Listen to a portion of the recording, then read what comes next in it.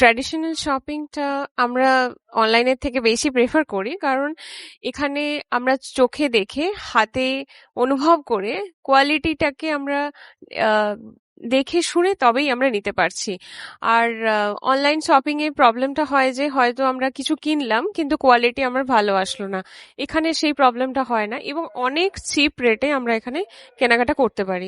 তুলনামূলকভাবে আমার আমার মনে হয়েছে, ব্যক্তিগতভাবে মনে হয়েছে যে বড় বড় দোকানের থেকে অনেকটাই সস্তা। তা আমি গুণমান অত হয়তো বুঝি না, তবে অ্যাট এ গ্ল্যান্স যেটা মনে হচ্ছে যে এখানে কিনলে পয়সার সাশ্রয় হয়। সেক্ষেত্রে দেখতে পাওয়া যায় যে আমি যেখানে একটা জিনিস কেনা যেত বা এখানে হয়তো দুটো জিনিসও হয়ে যাচ্ছে। যেমন এর একটা চুড়িদার কিনলাম, সেক্ষেত্রে এর দাম নিল 400 টাকা, যেটা আমি অন্য ক্ষেত্রে দেখেছি 700 সাড়ে 700 নেয়।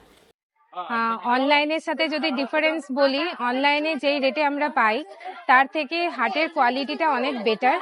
আর অনেক সময় দেখা যায় যে অনলাইনের প্রোডাক্টের থেকে হাটের প্রোডাক্টের দাম কম। তো আমি প্রেফার করি আমার মায়ের জন্য শাড়ি, মানে সুতির শাড়ি বিশেষ করে। আর এমনি ডিজাইনার শাড়িও আমি কিনেছি। হ্যাঁ, আমি বিগত এই হাটটা যত বছর বসছে প্রায় তবে থেকেই আসছি, আমি তো খুব স্যাটিসফাইড।